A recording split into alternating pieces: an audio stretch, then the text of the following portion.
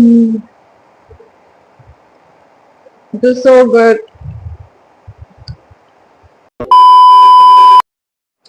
Hey guys, what's up? Welcome back to my channel. So ഇന്നത്തെ വീഡിയോയില് I'll be showing you guys ഒരു simple home cooked meal. ഞാൻ ഉണ്ടാക്കിയ ഒരു simple മീലാണ്. So അപ്പോൾ കുറച്ച് ദിവസമായിട്ട് എനിക്ക് വീട്ടിലുണ്ടാക്കണ പോലത്തെ ലഞ്ച് കഴിക്കണം എന്ന് എനിക്ക് ഭയങ്കര ക്രേവിങ്സ് ആയിരുന്നു. സോ ഞാൻ വിചാരിച്ചു സൺഡേ ആവട്ടെ, സൺഡേ ആയിട്ട് ഉണ്ടാക്കാം, ബിക്കോസ് ബാക്കി ദിവസമൊക്കെ ബിസിയാണ്. So അങ്ങനെ finally today is Sunday and I've made this very simple lunch and അത്രയ്ക്ക് elaborate എക്സ്ട്രാവാഗന്റ് ആയിട്ടൊന്നുമില്ല.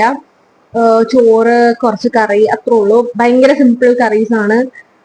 So yeah, let's go check it out. Okay, so ചോറ് ഉണ്ടാക്കിയിട്ടുണ്ട്. ഇച്ചിരി സിമ്പിൾ പ്ലെയിൻ വൈറ്റ് റൈസ് ആണ്. പിന്നെ ഉരുളക്കിഴങ്ങ് മെഴുക്ക് വരട്ടി ഉണ്ടാക്കി. ഇതും അത്യാവശ്യം ഈസിയാണ്, ഒരു ഹാഫ് ആൻ അവറിൽ ഉണ്ടാക്കാൻ പറ്റുന്ന ഒരു കറി. Then coming on to the പയർ ആൻഡ് ചീര ഒഴിച്ച് കറി. പിന്നെ ലാസ്റ്റ് എൻ്റെ പേഴ്സണൽ ഫേവറേറ്റ് ആയിട്ടുള്ള omelette. Yup, so this is it. ഇനി നമുക്കിത് പ്ലേറ്റിലോട്ടാക്കാം.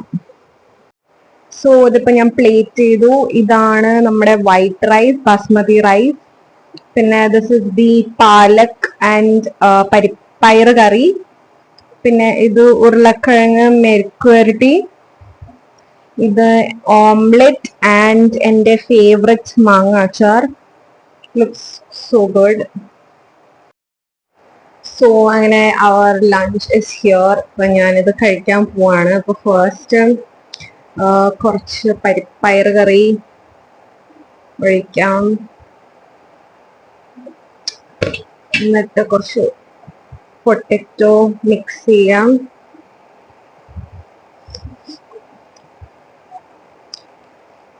പിന്നെ ഒരു piece omelette,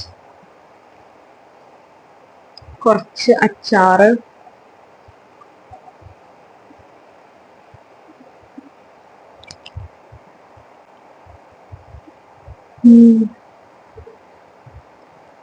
It is so good. ഞാൻ തന്നെ ഉണ്ടാക്കി, ഞാൻ തന്നെ പൊഴുത്തല്ല, but it actually taste good. Wow, കുറച്ചും കൂടെ ഉണ്ടാക്കണമായിരുന്നു, പക്ഷെ ഇച്ചിരി ഉണ്ടാക്കിയുള്ളൂ.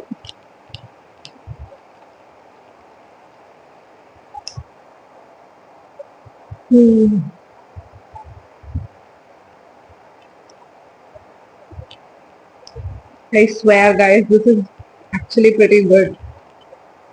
I'm proud of myself.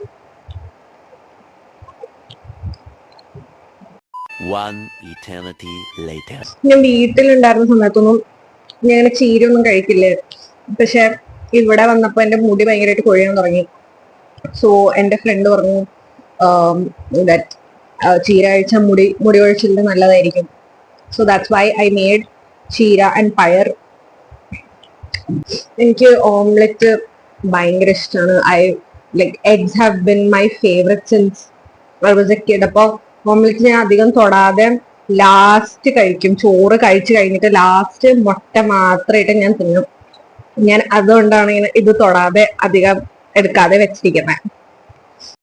അങ്ങനെ നമ്മുടെ ഫൈനൽ ലാസ്റ്റ് പീസ് ഓഫ് മുട്ട ഓംലെറ്റ് ഫ്രൈ.